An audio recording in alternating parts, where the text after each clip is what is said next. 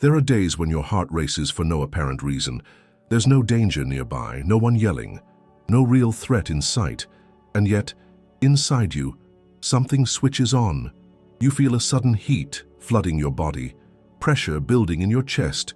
Your breath becomes shallow as if the air itself is thinning. Your hands sweat, your legs tremble. And your mind spirals.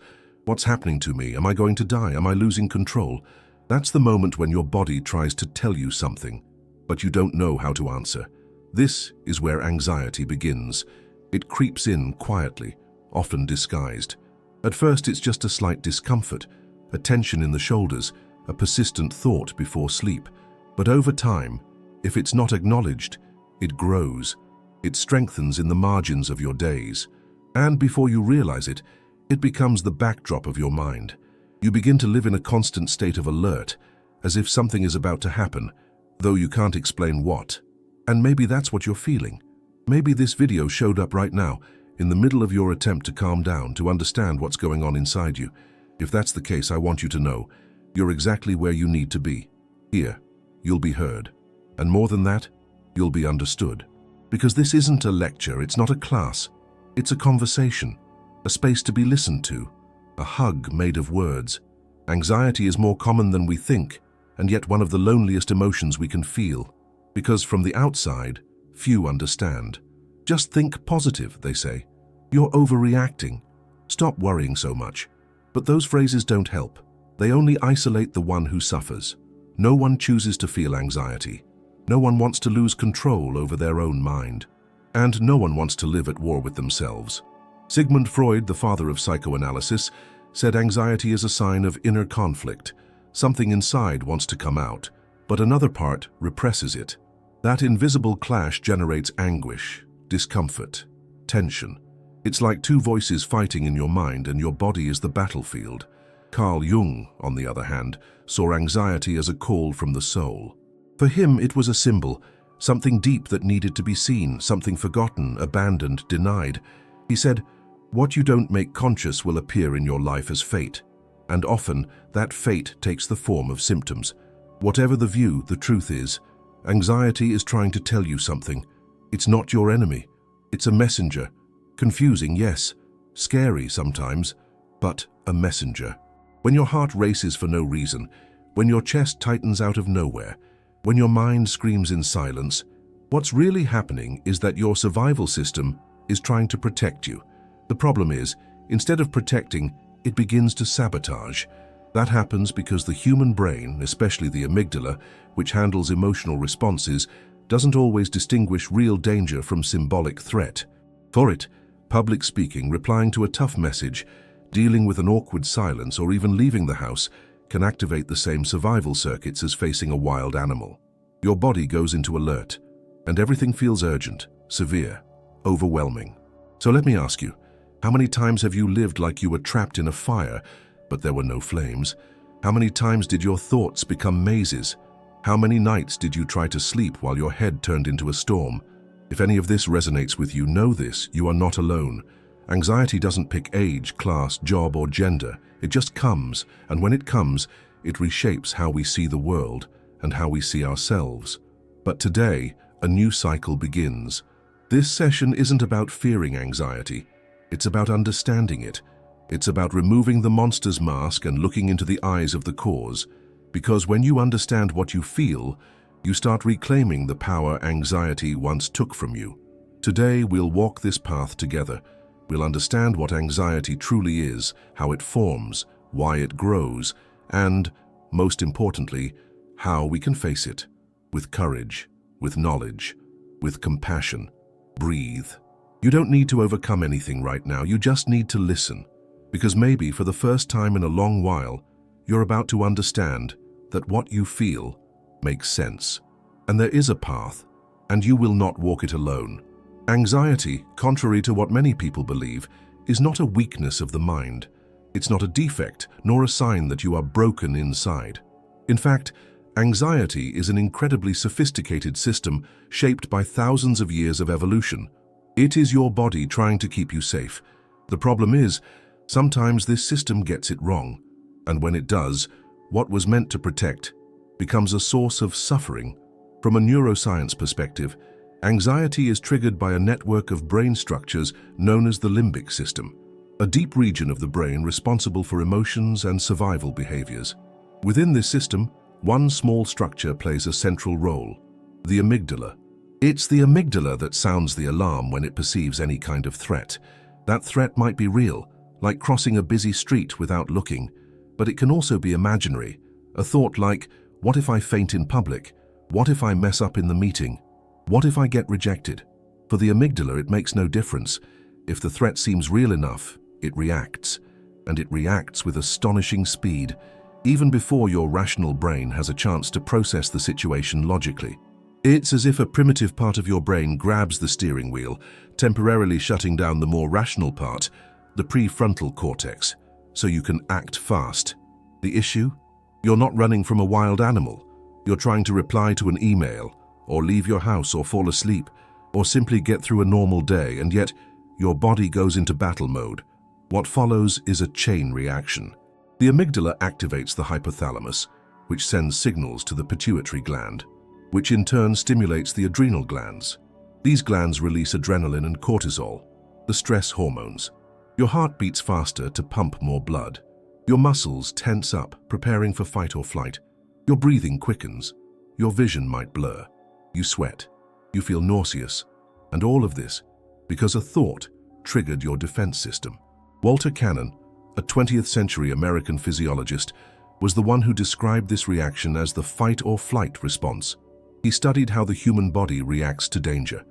But what Cannon couldn't have predicted is that in the 21st century, the threat wouldn't come from predators, but from notifications, from inner pressure, from unconscious fears. The modern danger is psychological, and yet the biological response remains the same. Now think about this. If you live each day with this system constantly activated, even at low levels, your body never fully rests. Your mind never relaxes. It's like living in a room with a fire alarm ringing, even though there's no fire. And of course, this has consequences. Chronic fatigue, difficulty concentrating, insomnia, physical pain, irritability, memory lapses, all are side effects of long-term anxiety. But anxiety isn't just biology. It has an emotional and even philosophical dimension. Viktor Frankl, the Austrian psychiatrist and Holocaust survivor, believed that anxiety often arises from a lack of meaning. He called it the existential vacuum, when we lose connection with the present and live projected into a threatening future, a future that may never happen. The now becomes unbearable. Frankl said, "Between stimulus and response there is a space. In that space is our power to choose." Carl Gustav Jung saw anxiety as a message from the unconscious. For him, it was the symbolic language of the soul, trying to alert us that we are disconnected from our inner truth.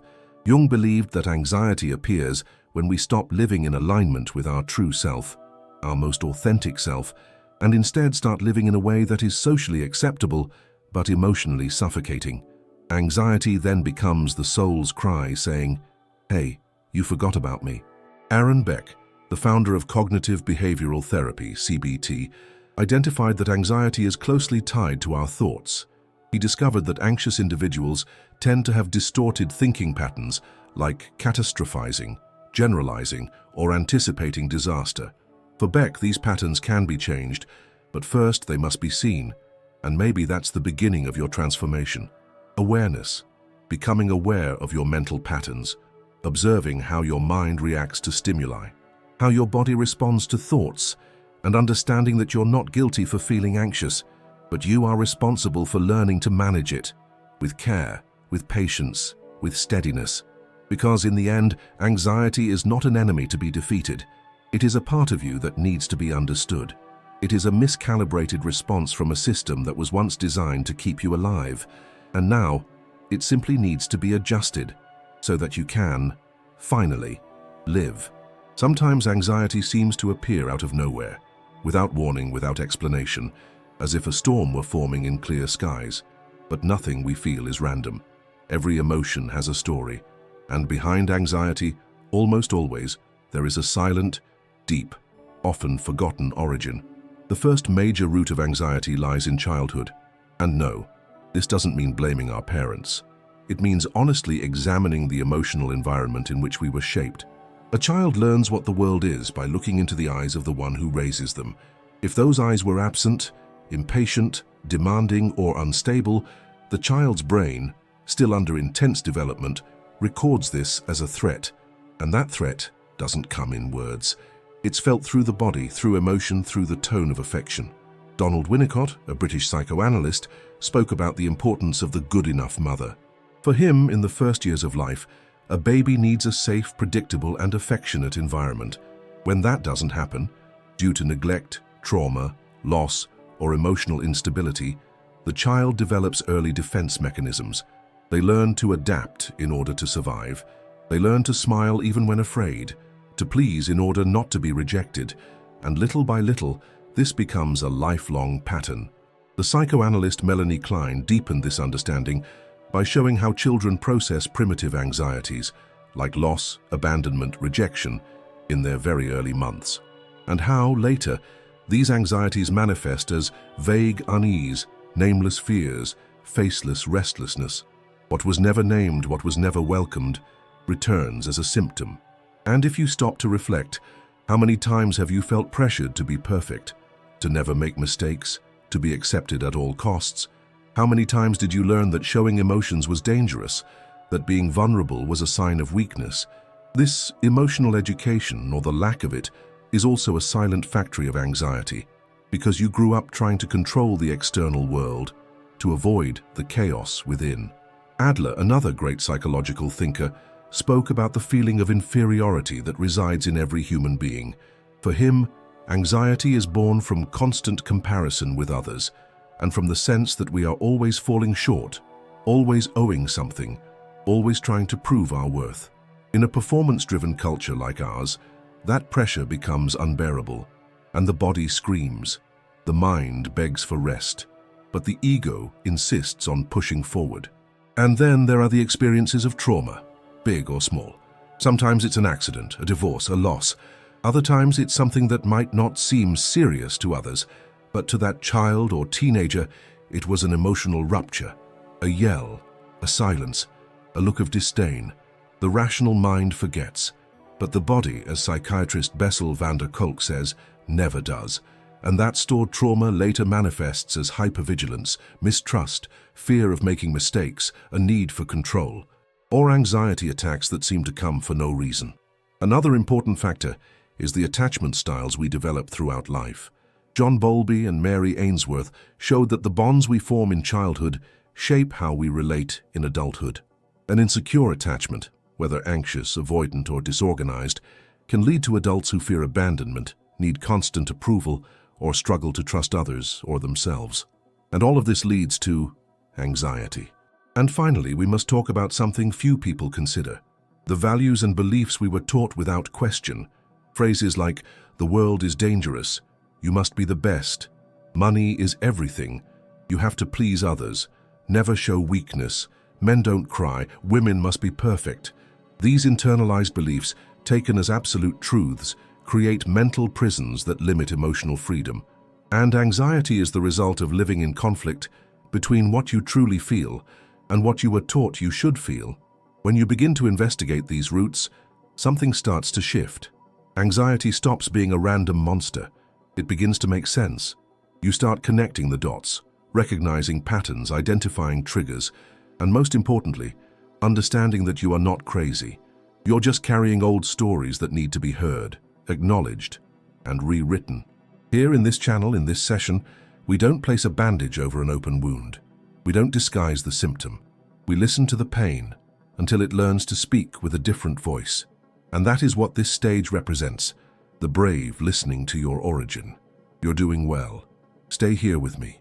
Imagine being in a place that seems safe, your home, your car, standing in line at the grocery store, and suddenly, something changes. You feel heat rising through your body, your heart races, your chest tightens, breathing becomes difficult. The world around you starts to feel unreal. You get the sensation that you're about to faint, that you're dying, losing your mind, completely losing control. That feeling takes over everything, your body, your mind, your breath, your sense of time. It feels like there's no way out, like it will never end.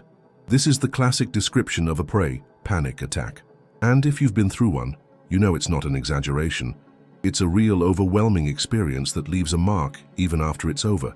And the scariest part, it often comes out of nowhere, with no clear cause, no obvious trigger, as if the mind itself suddenly collapses under pressure. But the truth is, every panic attack has a cause, even if it lies below the level of awareness. The body doesn't lie. The body simply expresses what the mind hasn't been able to process. A panic attack is the breaking of an emotional dam. In seconds, it releases the pressure built up over days, months, sometimes years. It's the breaking point of a system that has been overloaded but kept going on autopilot. Let's understand what happens in the body during a panic attack. It all begins again with the amygdala, which detects a threat, real or imagined, and activates the alarm. The hypothalamus sends signals to the adrenal glands, which release massive doses of adrenaline. The heart speeds up to prepare the body for action. Blood is redirected to the muscles. The digestive system shuts down, and breathing becomes rapid to absorb more oxygen. This mechanism is known as the SARC's fight or flight response, first described by Walter Cannon. And in a panic attack, this system enters total emergency mode, even when there is no actual emergency. The mind, in turn, reacts to the physical chaos with distorted interpretations. I'm having a heart attack. I'm going crazy. I'm going to die. This is called catastrophizing, one of the most common cognitive distortions in anxiety disorders, as identified by Beck. With each physical symptom, the brain attaches a threat, and the more you believe in that threat, the more your body responds with panic. It's a vicious cycle. Fear, symptom, fear of the symptom, more symptoms. What's especially cruel is that after a first attack, people often begin to fear the fear itself. This secondary fear, called anticipatory anxiety, is what fuels panic disorder. The person starts avoiding places where attacks occurred, or situations that might trigger another one. And gradually the world begins to shrink. They avoid going out alone, driving, attending events, even leaving the house. When this avoidance solidifies, it often develops into agoraphobia, the fear of being in places where escape might feel difficult during a panic episode. But it's important to say this clearly. A panic attack doesn't kill. It doesn't make you go insane, and it doesn't last forever. No matter how intense the moment feels, the body cannot sustain that level of adrenaline for long. Eventually, the parasympathetic nervous system kicks in, slowing everything down and bringing you back. It's like a storm that seems endless, but inevitably passes. Knowing this is the first step to breaking the fear cycle, because not understanding what's happening only makes the symptoms worse. That's why knowledge is an antidote. When you understand what you're experiencing, you begin to reclaim a sense of control, not in the sense of stopping the episode entirely, but in the sense of moving through it with awareness, with courage, and with compassion for yourself. But what causes a panic attack? The answer is multifactorial. It could be accumulated stress, a change in routine, unresolved trauma, substance use, genetics, dysfunctional thought patterns, or all of it combined. What matters is recognizing that the crisis is a radical invitation from your mind to stop, look, and care. In many clinical reports, the first panic attack happens after a long period of forced functioning, and the person has been coping with pressure, grief, transitions, fear, uncertainty, and instead of feeling, they just kept going, kept being strong, kept being productive, kept pleasing everyone, until the body screamed. Carl Rogers once said, "The curious paradox is that when I accept myself just as I am, then I can change." And perhaps, in the middle of a panic attack, the only thing you can do is this: accept. Accept that your body is in alarm mode, that your mind is trying to survive, that you are feeling something incredibly intense, and that this too will pass. During this session, we'll still talk about what to do during a panic attack, what to say to yourself, what techniques help, and how to prevent future episodes. But for now, I want you to breathe. Breathe deeply. And remember, if you've been through a panic attack and you're still here today, you are far stronger than you realize. You are not broken. You are awakening. If you were standing in front of someone in despair, hyperventilating, wide-eyed, heart-racing, trembling hands, what would you do? Most people instinctively would say, calm down, it will pass. And while the intention is good, that phrase is often not enough for someone caught in an internal storm. In the middle of an anxiety or panic attack, what a person needs is not just calm, but tools. And that's what we're going to talk about now. How to take care of yourself in the exact moment when everything seems to fall apart. First, understand this. When a crisis begins, your brain is flooded with adrenaline. Logic disappears, reason dulls. That's why the coping strategies must be simple, accessible, and repeatable. They need to be nearly automatic, like hitting an emergency switch. Now let's explore these techniques, divided into 3 stages: before, during, and after the crisis. When anxiety reaches its peak, logic dissolves. The body doesn't seem to obey, and the mind becomes a minefield of thoughts. In this moment, what we want most is for someone to tell us exactly what to do. A compass, a step-by-step guide, something that pulls us from the storm.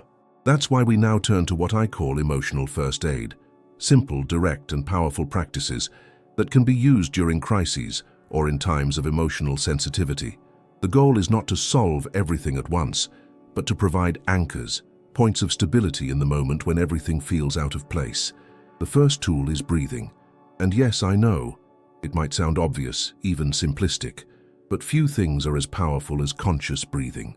When you inhale quickly and shallowly, you send a danger signal to your brain. When you exhale deeply and slowly, you send a signal of safety. The 4-2-6 breathing technique works like this. Inhale for 4 counts, hold your breath for 2, and then exhale slowly for 6. Repeat this for 3 to 5 minutes. During this process, imagine that your exhale is releasing not just air, but fear. This technique activates the parasympathetic nervous system, which helps restore calm and interrupts the panic cycle. Another powerful tool is the 5 senses technique. At the peak of anxiety, the mind projects into the future or clings to imagined fears. Returning to the body is essential. Notice 5 things you can see, 4 you can touch, 3 sounds around you, 2 smells, and 1 taste.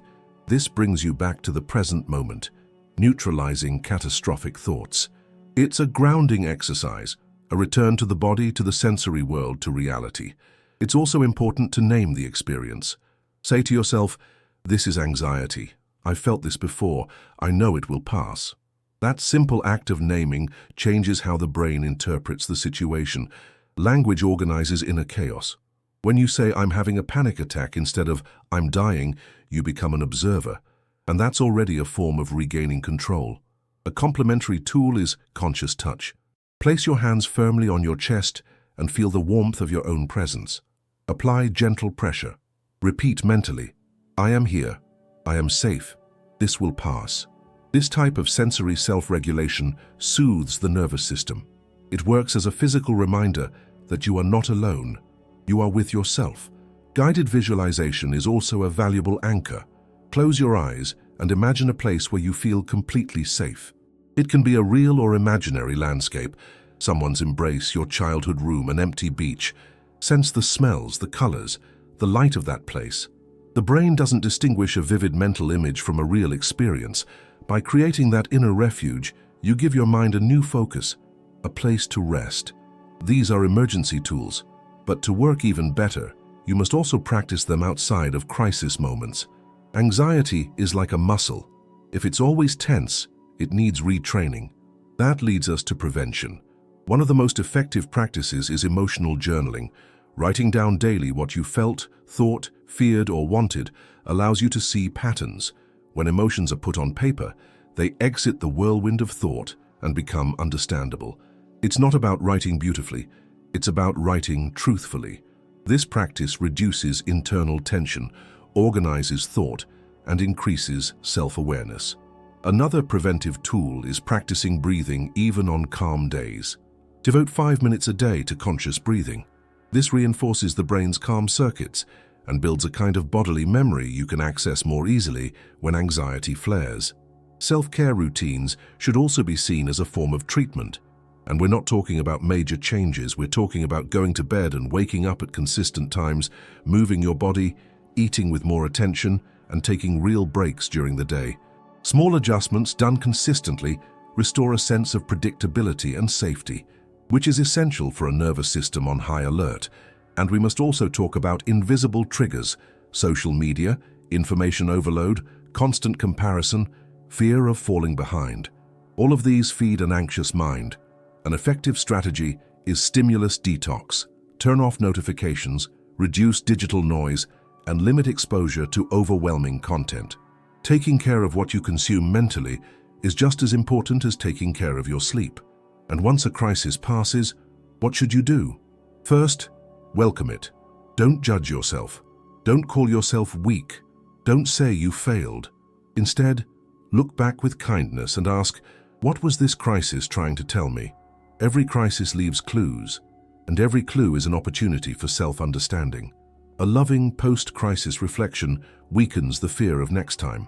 Sharing what you felt with someone you trust can also be therapeutic. Talking organizes. Being heard heals. Don't keep it all to yourself. Anxiety feeds on silence and dissolves in conversation.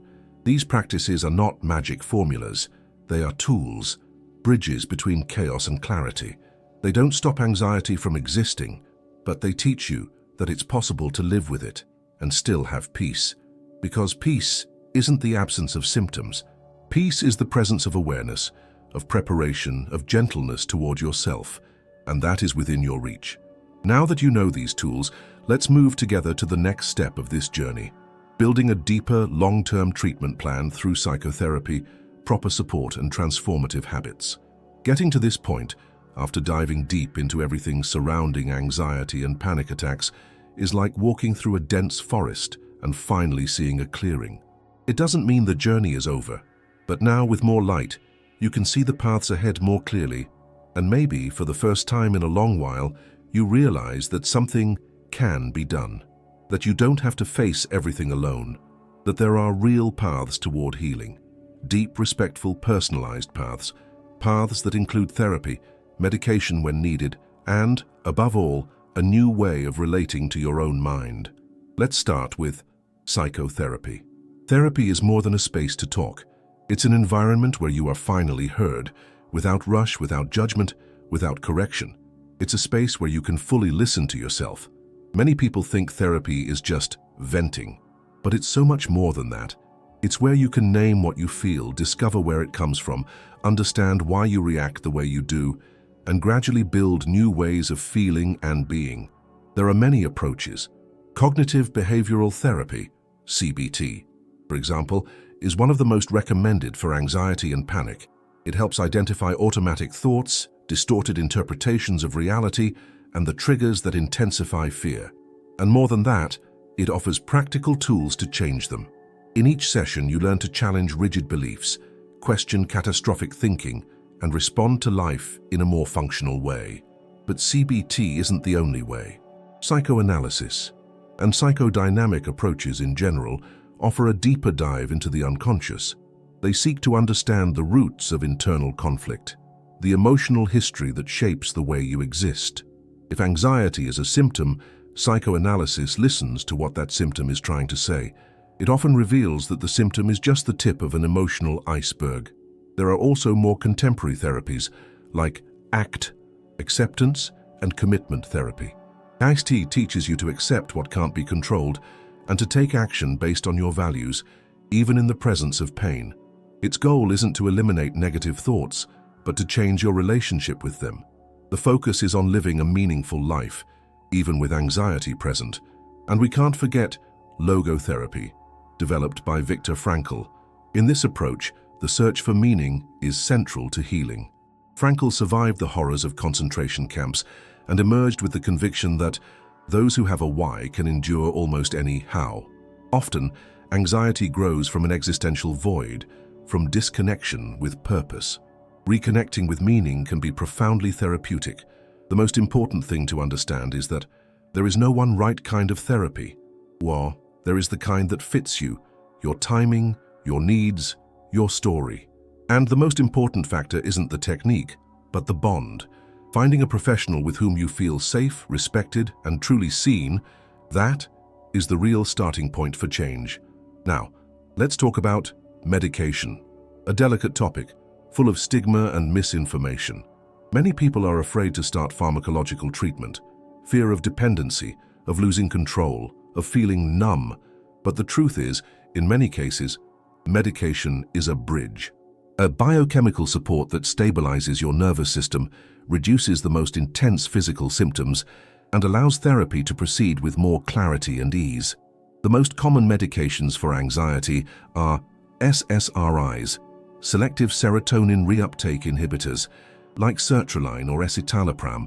They help regulate neurotransmitters that are often imbalanced. And no, this is not a sign of weakness. It's biology, and biology too deserves care. In more acute cases, short-term use of the anxiolytics added may be prescribed, but always with medical supervision and limited duration. Let's be clear, medication is not a substitute for therapy. Medication prepares the soil, but it's therapy that plants, waters, and transforms. Any medication plan should be evaluated by an ethical, qualified psychiatrist who sees you as a whole person, not just a list of symptoms. But there is a third dimension of treatment, just as essential as the other two. It's the one that depends entirely on you. It's called emotional re-education. It's not quick. There's no pill for it, no ready-made formula, but it transforms you from the inside out, and it changes the way you live. Emotional re-education begins with a simple habit, asking yourself, how am I right now? Not in a generic way, but with real curiosity, with presence. It's starting the day by noticing how your body feels, how your mind feels. It's learning to take pauses, not just in your schedule, but within yourself. It's understanding that your worth is not tied to your productivity, but to your existence. It also means being mindful of what you consume, what you read, listen to, watch. Everything either nourishes or overwhelms your mind. Choosing content that calms you, teaches you, inspires you, that's also part of your healing. So is regular sleep, balanced eating, physical movement, and the daily habit of quieting your mind, even for just a few minutes. To re-educate yourself emotionally is to treat yourself with the same gentleness you'd offer someone you love.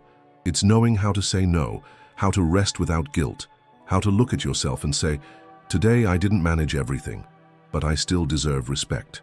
All of this is healing, therapy, medication, when needed, and above all, daily choices. Silent acts of care. Gesture by gesture, you begin to build a new relationship with your anxiety, and little by little, it stops being a monster and starts becoming a teacher. You stayed with me until now. That alone deserves recognition. This wasn't just a one-hour video, it was an encounter, a safe space you created, even in silence, to listen to yourself through my words. It was a decision to care. And every decision to care for yourself is an act of courage, especially when the mind is tired and the heart feels tight. Many people believe that healing anxiety means getting rid of it, silencing everything, never feeling fear, discomfort, or insecurity again. But it's not like that. Healing anxiety isn't about eliminating it. It's about transforming your relationship with it. It's about stopping the escape, no longer treating it as an enemy. It's understanding that anxiety is how your mind cries out when you abandon yourself. And when you start listening to it, its tone changes. It stops being an alarm and becomes a compass. You might still feel your heart race. You might still have restless nights. Your mind may still surprise you with scary thoughts. But now you know you are no longer at the mercy of fear, because fear only controls those who don't understand what's happening. And now you understand. You've learned that anxiety has roots, that it was born somewhere in your story, that it speaks through wounds, expectations, beliefs, traumas, and that every symptom is a cry for care. You've also learned that your body is wise, that it doesn't go into panic to hurt you, but to protect you. It just needs to relearn that life can be safe again. You've seen that there are techniques, strategies, therapies, paths, that there are professionals who have studied this deeply, and that what you're feeling has a name, an explanation, a treatment, and more than anything, there is hope. You are not your anxiety. You are the space where it happens, but you are also the space where peace happens, strength, clarity, transformation. Anxiety is part of you, but it is not all of you. And when you begin to remember that, everything changes. Jung once said, until you make the unconscious conscious, it will direct your life, and you will call it fate. And today, maybe you've taken the first step toward becoming more conscious, more present, more whole. Your journey doesn't end here.